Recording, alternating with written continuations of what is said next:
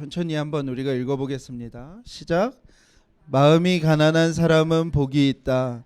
하늘나라가 그들의 것이다. 슬퍼하는 사람은 복이 있다. 하나님이 그들을 위로하실 것이다. 온유한 사람은 복이 있다. 그들이 땅을 차지할 것이다. 의에 줄이고 목마른 사람은 복이 있다. 그들이 배부를 것이다. 자비한 사람은 복이 있다. 하나님이 그들을 자비롭게 대하실 것이다. 마음이 깨끗한 사람은 복이 있다. 그들이 하나님을 볼 것이다. 평화를 이루는 사람은 복이 있다. 하나님이 그들을 자기의 자녀라고 부르실 것이다. 의를 위하여 박해를 받는 사람은 복이 있다. 하늘나라가 그들의 것이다. 아멘. 8가지 중에 하나라도 정말 복처럼 느껴지는 게 솔직히 있습니까? 이 팔복의 내용이 나의 영광에 맞춰져 있다면 1번부터 8번까지 복이라고 할 만한 것 하나도 없어요. 여러분들 마음이 가난해져 본 적 있어요? 숱하게 있으셨겠죠. 언제 정말 마음이 가난해집니까? 완전한 절망 앞에서 마음이 가난해지거든. 정말 먹고 살 문제, 정말 내 힘으로 내가 아는 뭔가로도 아무것도 해결할 수 없는 그 완전한 절망의 상태 때 비로소 마음이 무너지잖아요. 그게 마음이 가난한 거거든요.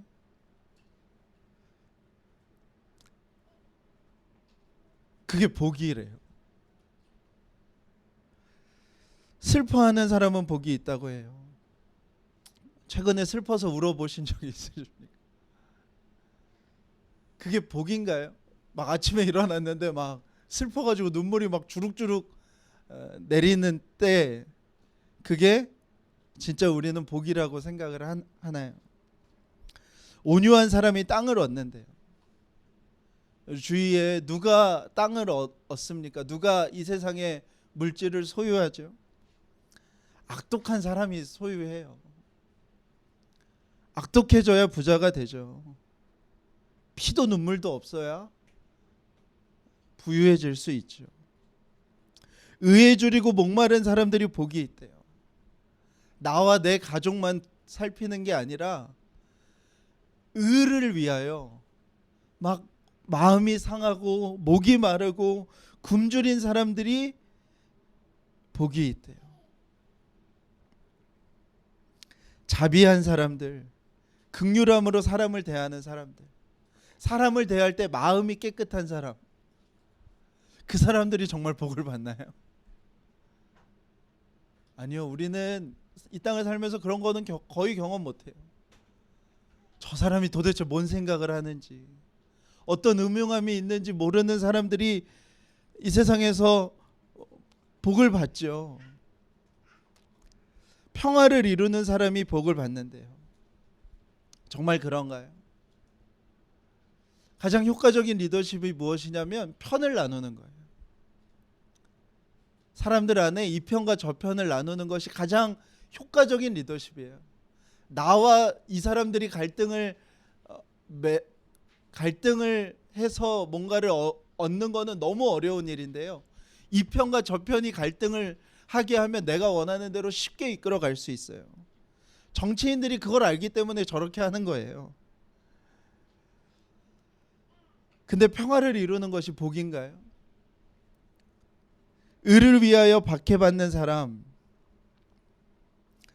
의를 위하여 막 목마르고 굶주린 것보다 더 나아가서 내 삶을 고통으로 집어넣는 사람, 그게 진짜 복인가요? 근데 예수님은 오늘 제자들에게 하나님을 믿게 되어서 얻어지는 복이라고 이것들을 말씀하시는 거거든요. 우리가 기대하는 하나님을 믿는 것의 결과가 나의 영광이라면 절대로 이해되지 않을 말씀인 거죠. 그러면 우리에게 이런 질문이 들죠. 그럼 하나님은 우리가 가난하고 먹을 것을 걱정하고 날마다 슬퍼하는 것을 좋아하시는 분이신가? 하나님은 약간 학대를 기뻐하시는 분이신가? 하는 질문이 우리에게 듭니다. 그런 것이 아니죠. 하나님은 우리가 무엇에서부터 회복되어야 하는지를 말씀하시는 거예요. 우리가 느끼는 잘 사는 것, 복에 대한 기준, 우리의 기쁨이 나의 영광으로 멈춰져 있다면 그 사람에게는 어떤 하나님의 역사가 나타나지 않은 상태인 거예요. 그런데 마음이 가난할 때, 슬퍼할 때, 다른 사람을 향하여 한없이 인내해야 하는 온유함이 나타날 때, 먹고 사는 문제가 아니라 의에 대하여 줄이고 목마를 때, 자비해지고 긍휼히 여겨질 때, 그때 내가 마음속에서부터 하나님을 믿고 있다면, 그때 내가 하나님을 향하여 하나님께 마음을 드린다면 그 사람은 어떤 사람이에요? 마땅히 하나님께 영광을 돌리는, 하나님께 영광이 돌려져 있는 사람이라는 거예요. 우리는 하나님을 믿는 것이 이 세상이 말하는 복을 얻는 것이라고 믿고 싶어 해요. 그게 모든 종교에 있는 가르침이니까요. 그러나 주님의 관심은 그것과 조금 달라요. 주님의 관심은 원래 우리가 피조물로서 마땅히 하나님께 영광을 돌려야 하는 그 상태로 회복되어지는 것이 주님이 보실 때에는 가장 큰 복인 거예요. 우리에게의 믿음의 결과는 뭐냐면 우리가 생각하는 세상적인 복을 몇 가지 더 얻는 것이 아니라 원래대로 우리가 목적대로 바뀌어지는 것이 하나님이 우리에게 원하시는 믿음의 결과인 것입니다. 유대인들이 넘어진 이유도 이것인 거예요. 이해가 안 되는 거예요. 그러면 하나님이 우리를 왜 선택하셨냐? 하나님이 우리에게 말씀을 맡기셔서 우리에게 유익이 되는 게 도대체 뭐냐? 이렇게 질문하는 거예요. 유대인들에게 온통 관심이 뭐밖에 없는 거예요? 나의 영광밖에 없는 거예요. 하나님이 우리를 선택하신 이유가 뭐냐? 하나님이 우리에게 말씀을 맡기셔서 우리 민족이 잘된 게 뭐냐라는 질문을 사도 바울에게 하고 있는 거예요. 유대인들은 하나님의 말씀을 위탁받은 백성이라면 다른 민족이 가지지 못한 힘을 갖는 것이 복이라고 생각한 거예요. 그런데 이미 600년이 넘게 이스라엘은 식민지 상태에서 벗어나지 못하고 있는 거예요. 오늘 사도 바울은 그 이야기를 하는 거예요. 하나님이 여러분들을 선택하신 이유, 하나님이 여러분에게 말씀을 맡기신 이유는 유대 민족이 복을 얻는 것이 아니라 하나님의 영광에 유대 민족이 동참하게 되는 그 은혜가 무엇인지를 알게 하는 거예요. 오늘 그 단어를 사도 바울은 미쁘다라는 단어로 설명을 해요. 하나님의 신실함이라고 표준 세번역에서는 번역하고 있는데요. 오늘은 그 단어를 우리가 살펴보기 원합니다. 유대인들이 이렇게 오해한 이유는 유대인들이 계약서를 잘못 봐서 그래요. 계약서를 쓸 때는 글자 하나, 토시 하나 잘 확인해야 되는데 유대인들이 아마 계약서를 꼼꼼히 보지 못했나 봐요. 하나님과 이스라엘 민족이 언약을 맺고 하나님이 선택하신 백성이 유대 민족이 되었어요. 그리고 그들에게 말씀을 주시고 하나님은 그들에게 그들이 말씀을 준행하면 그들을 이방의 빛으로 사용하신다고 그랬어요. 그 민족을 많은 이방 민족들이 올바른 대로 돌아오는 민족으로 사용하신다고 하셨어요. 우리 그 계약 내용을 우리가 한번 살펴보겠는데 창세기 12장 2절에서 3절이에요. 주보에 나와 있는데 한번 읽어보겠습니다. 시작. 내가 너로 큰 민족을 이루고 내게 복을 주어 내 이름을 창대하게 하리니 너는 복이 될지라. 너를 축복하는 자에게는 내가 복을 내리고 너를 저주하게 자에게는 내가 저주하리니 땅의 모든 족속이 너로 말미암아 복을 얻을 것이라 하신지라. 아멘. 계약서를 잘 봐야 돼요. 이 계약서에 믿음의 결과가 나와 있는 거예요. 하나님이 왜 유대 민족을 선택하셨고, 왜 그들에게 말씀을 맡기셨고, 왜 그들을 특별한 하나님의 선택한 백성으로 만드셨는지 계약서에 나와 있는 거예요. 그 믿음의 결과가 누구에게 향하여 있나요? 3절에 보면 유대 민족을 하나님이 복으로 삼으셔서 그 모든 복과 은혜가 누구에게 가야 하는 거예요? 땅의 모든 족속에게 가야 되는 거예요. 믿음의 결과가 유대인의 영광이 아니라 믿음의 결과가 누구에게로 가야 되는 거예요? 땅의 모든 족속으로 가야 하는 거예요. 유대인들은 끊임없이 자신들에 대하여 이렇게 생각했어요. 하나님이 우리를 선택했다면 하나님은 우리에게 복을 주셔서 우리가 남들보다 더 잘 살고 남들보다 더 힘이 센 민족이 되어야 한다고 생각을 한 거예요. 하나님의 계약서는 그게 아니었어요. 너희들이 하나님의 율법을 따르면 너희들이 땅의 모든 민족을 섬기는 민족이 되게 된다는 것이 하나님과 이스라엘이 맺은 계약이었어요.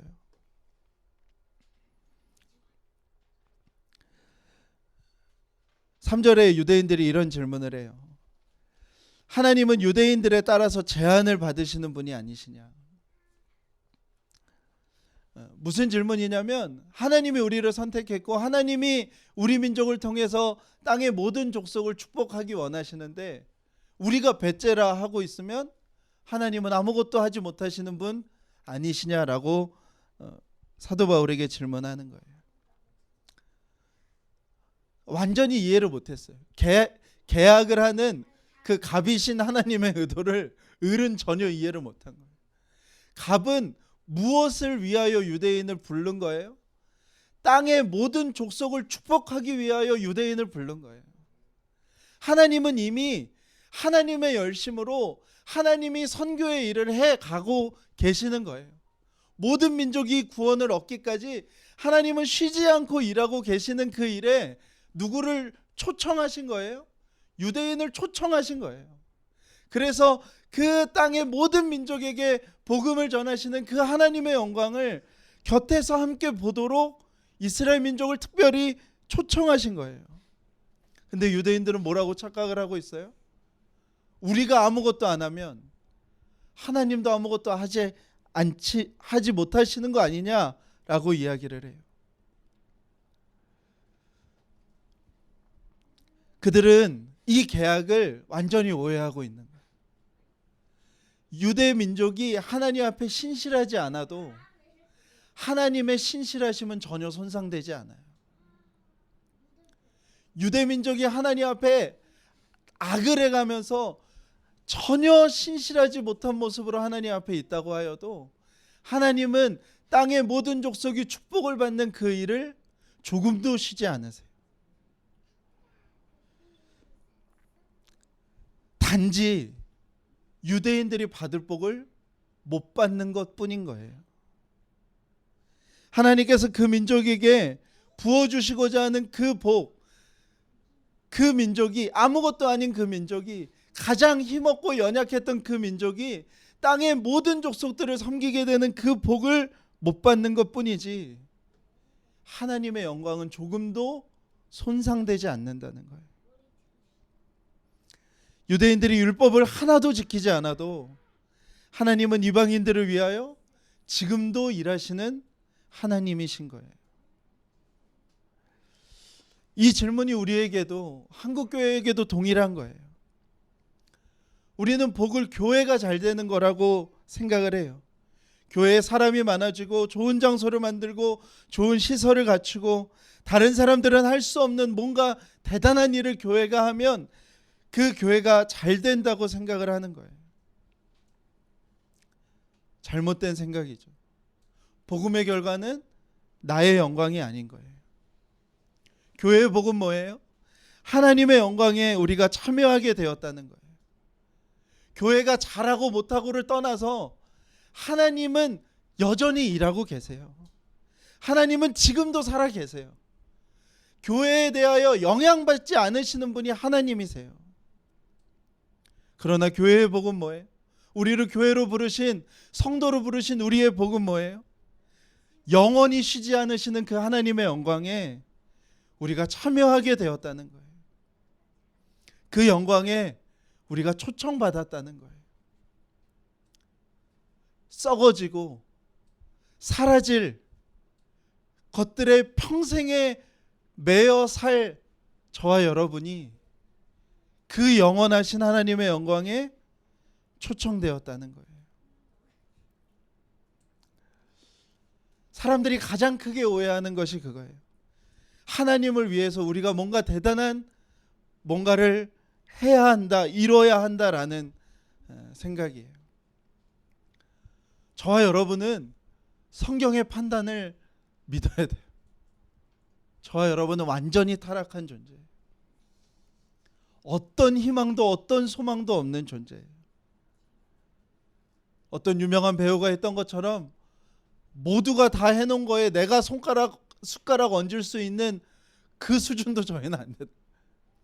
하나님이 하시는 일에 우리는 숟가락조차 얹을 수 없는 존재예요. 이 땅의 교회 다 무너져도, 이 땅의 교회 다 없어져도 하나님은 여전히 일하세요. 하나님은 하나님의 역사의 완성을 위하여 쉬지 않고 일하세요. 기독교 역사를 돌아보면 그동안 하나님의 역사를 막았던 순간들은 다 믿는 사람들이 우리가 뭔가 하나님을 위해 뭔가를 해보자 했던 순간이었어요. 대표적인 것이 십자군 전쟁이고 1800년대에 제국주의 식민지화를 위해서 선교사들을 앞세웠던 그런 순간들이었어요. 반대로요, 기독교 역사에서 가장 놀랍게 선교가 이루어진 순간들은 언제였냐면 하나님의 선택한 백성들이 망했다 싶었을 때, 주보에 드렸는데 선교학자들이 선교의 4가지 형태를 대해서 얘기해요. 그 중에 언제 때 선교는 가장 완벽하게 이루어졌냐면 비자발적으로 나아갔을 때 하나님의 선교는 가장 놀랍게 이루어졌어요. 대표적인 것이 요셉이죠. 요셉은 자신의 의지와 상관없이 꿈을 꿨어요. 그냥 꿈을 꾸게 된 거예요. 자고 있는데 12개의 볕단이 자기를 향해 무릎을 꿇고 절을 하는 것을 그냥 자기는 본 거예요. 또 한 번 꿈을 꿨는데 막 별이랑 해와 달이 자기를 위해 무릎을 꿇는 건 그냥 자기는 강제로 꾼 거예요. 하나님이 요셉에게 그런 꿈을 꾸게 하셨어요. 하나님이 요셉을 선택하신 거죠. 그런데 요셉은 어떻게 되었냐면 자기의 영광이라고 할 만한 것이 하나도 없이 애굽의 종살이로 끌려가요. 거기서 오해를 받아서 감옥에 가요.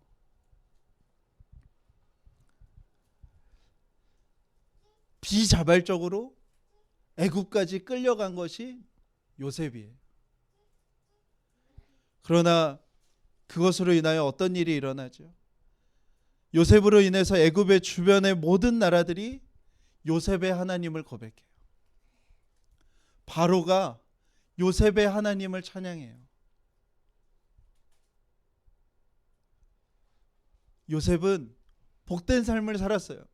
요셉이 복된 삶을 산 건 총리가 된 게 아니에요. 요셉이 복된 삶을 산 건 그 하나님의 영광에 요셉이 동참된 존재가 된 거예요. 이제 이스라엘이 사울, 다윗, 솔로몬 시대의 통일 왕국이 지나서 분열 왕국이 돼요. 북이스라엘과 남유다로 나뉘어지는데 북이스라엘이 이제 여러 번 아수르에 의해서 공격을 받아요. 그때 많은 포로들이 아수르에 끌려가요. 그때 이제 사마리아도 생기는 거거든요. 막 다른 이방 나라 사람들을 사마리아에 두고 사마리아 여인들을 이방 나라에 다 흩어서 피가 섞이게 하는 그런 엄청난 굴욕을 당해요. 이스라엘 민족에게 있어서 나의 영광이라고 할 만한 건 다 무너졌어요. 믿음의 결과가 나라면 완전 망한 상태죠. 근데 그때 한 히브리 소녀가 아수르의 나아만 장군 집에 포로로 끌려가요. 아수르가 모든 나라를 정복할 때 가장 힘이 셀 때 가장 유명했던 장수가 나아만 장군이라는 사람인데, 그 나아만 장군에게 문둥병이 생겼어요. 근데 그 나아만 장군에게 누가 엘리사에게 가보라고 하였냐면 바로 그 히브리 소녀예요. 히브리 소녀가 장군님, 이스라엘에 엘리사라는 선지자가 있는데 그분에게 가시면 당신의 병이 나을 것 같습니다. 그리고 나서 나아만 장군이 엘리사에게 문전박대를 당하면서 요단강에 가서 7번 몸을 씻을 때 나병이 나아요. 놀라운 일이 일어나요. 이스라엘 민족들은 자신의 민족이 망했다고 생각하고 그 누구도 하나님을 하나님으로 고백하지 않는데, 그 나아만 장군이 엘리사 집 앞에 무릎을 꿇고 고백해요. 여호와 하나님이 참된 하나님이십니다. 아무도 이스라엘 중에 하나님을 하나님으로 고백하지 않을 때 하나님은 이방의 장군에게 그 입에 하나님을 고백하게 하는 역사를 일으키세요.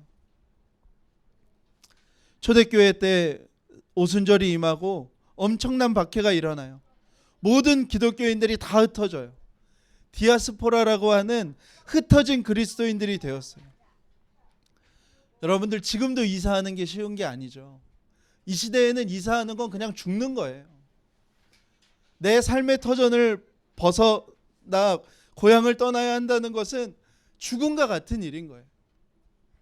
근데 그 사람들이 다 흩어져서 그 죽음과 같은 시간을 보내면서 하나님은 놀랍게 그들을 통하여 로마의 전 지역에 복음을 전하세요. 800년대에 예수님을 믿던 유럽 사회의 가장 큰 충격은 바이킹 민족이 유럽을 지배하게 된 거였어요. 그들은 완전 야만 민족이라고 생각했거든요. 근데 바이킹 민족이 유럽을 와서 유럽을 그냥 지배하게 된 거예요. 그들은 아내와 여자들을 다 자신들의 종으로 데려갔어요. 순식간에 하나님 믿던 유럽 사람들이 우상이나 잡신이나 섬긴다고 생각했던 그 미개한 바이킹들에 의해서 지배를 받게 되고 자신의 부인과 딸들은 다 종으로 끌려가게 된 거예요. 나의 영광은 완전히 끝난 그때가 유럽 전체 사회가 하나님의 복음을 듣게 되는 계기가 돼요. 종으로 끌려갔던 그 여인들과 종으로 끌려갔던 그 딸들이 그 집에서 자녀들을 다 말씀으로 양육하게 되어지면서 유럽 전역이 하나님께 돌아오게 되는 일이 일어나요. 영국에서 청교도 혁명이 일어나고 박해를 받아서 그 사람들이 아메리카 대륙으로 넘어가요. 아무것도 없는 땅에 도착해서 교회와 학교를 세우고 기도를 드리고 삶을 시작해요. 여러분들, 아무것도 없는 땅에 건물을 세우고 밭을 일구고 살아가는 그 삶이 얼마나 고됐겠어요. 풍토병으로 수많은 사람들이 죽어요. 믿음의 결과가 나의 영광이라고 한다면 가장 잔인한 삶의 결과를 마주하게 된 모습이 그들이었어요. 그러나 그것으로 인하여 아메리카 대륙은 가장 빨리 복음을 전해받게 돼요. 다 어떤 일이에요? 비자발적으로 끌려간 거예요. 본인들이 원해서 간 게 아니에요. 본인들의 영광은 완전히 없어진 상태에서 끌려간 상황에서 하나님의 역사를 보게 된 거예요. 친구들하고 강변을 걷던 사무엘 밀스라는 청년이 있었는데 갑자기 그 강가를 걷다가 폭우가 내리기 시작해요. 그래서 이 청년들이 건초더미 안으로 숨어요. 건초더미 안에 숨어서 우리가 뭐 하면서 이 시간을 보낼까 하다가 기도를 하자고 그래요. 그러면서 이들이 세계 선교를 위하여 기도해요. 그리고 나서 미국에서 학생 선교회가 시작이 돼요. 그리고 그 후로 100년 동안요, 20살에서 25살 되는 청년들이 아시아 지역으로 수도 없이 와요. 대부분이 의사였고요. 대부분이 귀족 출신의 안정된 가정의 청년들이었어요. 어떤 청년들은 도착하자마자 창에 찔려 죽고요. 어떤 청년들은 도착해서 풍토병으로 죽고요. 도착하자마자 자신의 자녀들이 알 수 없는 이질에 걸려서 그 자녀들을 그 땅에 묻게 되었어요. 여러분들, 믿음의 결과가 나의 영광이라고 한다면 말도 안 되는 이야기인 거예요. 그때 나갔던 수많은 젊은이들이 땅의 모든 족속을 축복하기 원하시는 그 하나님의 영광에 동참하는 그것 하나로 순종한 거예요. 우리나라에 오셨던 선교사님들도 다 이때 온 거예요.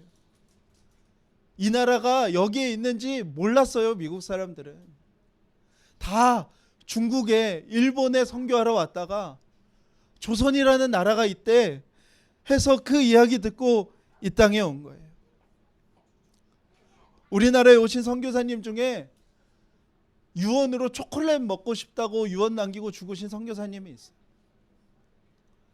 지금과 달라요. 지금은 선교사님들 외국 나가도 다 대도시에 사시거든요. 우리가 먹는 거 그대로 다 먹을 수 있거든요. 초콜릿 하나 먹고 싶다고, 초콜릿 하나 먹고 눈 감으면 행복하겠다고 유언을 적으시면서 수많은 선교사님들이 이 땅에서 죽으셨어요. 양화진에 가면 작은 비석만 세워져 있는 한 돌 무더기들이 있어요. 다 이름을 알 수 없는 이 땅에서 태어났던 선교사님들의 아이들이에요. 사랑하는 여러분, 믿음의 결과가 나의 영광이라면 있을 수 없는 일입니다. 믿음의 결과는 땅의 모든 족속을 축복하기 원하시는 그 하나님의 영광에 우리가 동참하게 되는 것인 거예요. 오늘 유대인이 이런 질문도 해요. 하나님께서 우리에게 위임을 하셨다면 우리가 아무것도 안 했다고 하나님이 어떻게 우리를 심판하시냐? 하나님이 우리한테 맡기셨다. 그거는 하나님이 우리에게 맡기셨으니까 우리가 안 한 거는 그냥 우리가 안 한 거지. 어떻게 그걸 가지고 하나님이 우리를 심판하시냐? 이런 아주 기가 막힌 질문을 사도 바울에게 하는 거예요. 아니요, 전혀 그렇지 않아요. 하나님이 지금 일하고 계세요. 하나님은 끊임없이 일하고 계세요. 베드로서에 보면 하나님이 심판을 밀어놓고 일하신대요. 땅의 모든 족속들이 구원을 얻기 위하여 하나님이 지금이라도 심판하실 수 있지만 하나님이 심판을 미뤄두고 지금 일하신다는 거예요. 유대인들은 하나님이 무엇을 위하여 그들을 선택하셨는지 전혀 알지 못하시는 거예요. 한 사람이라도 이 복음을 듣기 위하여 주님이 지금도 일하신다면 위임받은 자가 나의 영광 운운하며 아무것도 안 한다면 당연히 진노 앞에 서야 하는 것이죠. 또 이런 질문을 해요. 그럼 하나님이 그렇게 선을 행하시는 분이시면 그냥 우리는 어차피 아무것도 안 해도 되겠네요. 어차피 그냥 우리는 악만 저지르면서 살아도 하나님이 알아서 다 하겠네요 하는 질문을 하는 거예요. 하나님이라면 정말 환장하시겠죠. 하나님을 정말 인격적으로 안다면 이렇게 할 수 없는 거죠. 하나님이 일하시면, 하나님을 사랑한다면 그 일에 동참하는 것이 당연한 것이죠. 믿는다는 것은 교회에 출석하는 것도 아니고 지적으로 우리가 이 내용들에 대하여 동의하는 것도 아니에요. 하나님을 믿는다는 것은 내가 하나님을 정말 내 마음이 어떠한 가난한 처지에 있을 때에도, 정말 눈물밖에 안 나는 상황에서도, 다른 사람들은 다 부유한 것 같고 내 삶의 형편만 왜 이러나 하는 그 상황 가운데서도 내가 땅의 모든 족속을 축복하기 원하시는 그 하나님의 영광에 동참된 존재라는 기쁨이 있는 사람이 하나님을 믿는 것이에요.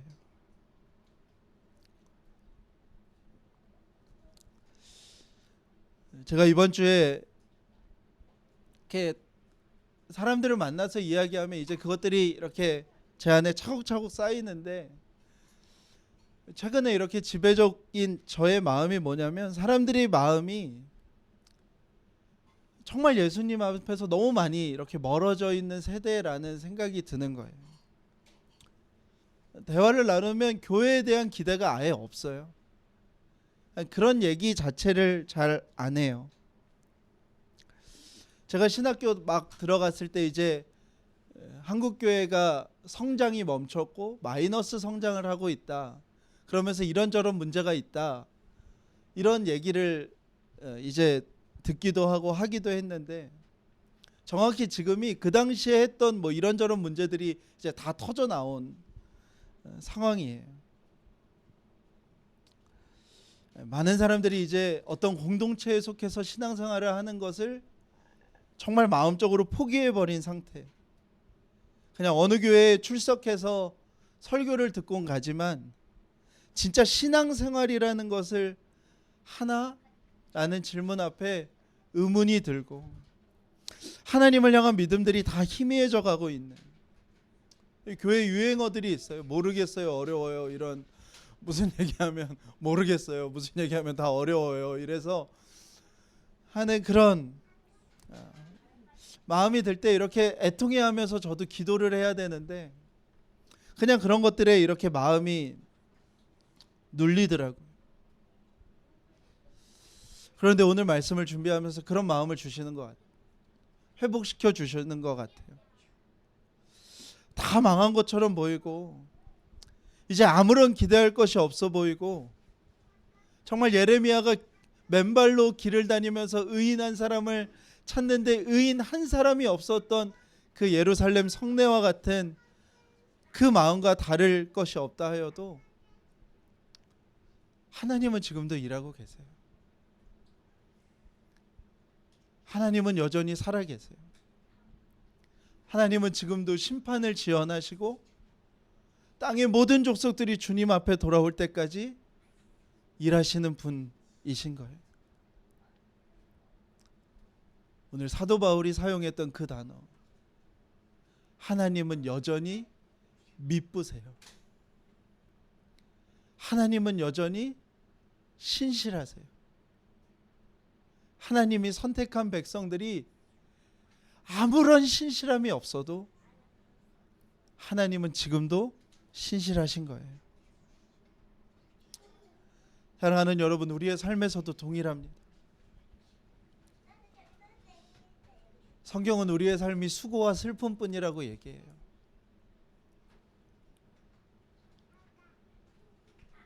정말 그렇지 않나요? 정말 수고와 슬픔뿐이에요. 그리고 우리의 삶은 언젠가 끝나요. 그 시간 내내가 수고와 슬픔뿐인 인생이 저와 여러분의 삶이에요. 그런데 그 하나님이 우리를 선택하셔서 우리의 삶이 수고와 슬픔뿐으로 끝나지 않게 하신 거예요. 그 영원하신 하나님의 영광에 우리를 초청해 주신 거예요. 나 자신의 수고와 슬픔뿐으로 끝날 우리의 삶을 땅의 모든 족속을 축복하는 사람들로 우리를 삼아 주신 거예요. 사랑하는 여러분, 우리의 삶이, 이 땅의 교회들이 다 무너진 것 같을 때라도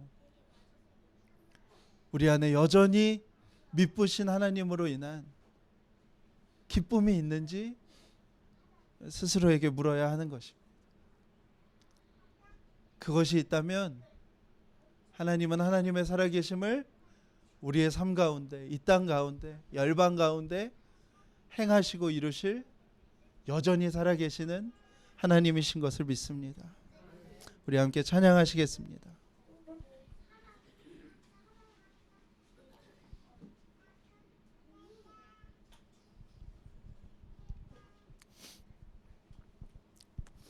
우리 내놓은 주의 영광을 보내 우리 함께 우리가 계속해서 고백하는 찬양인데요.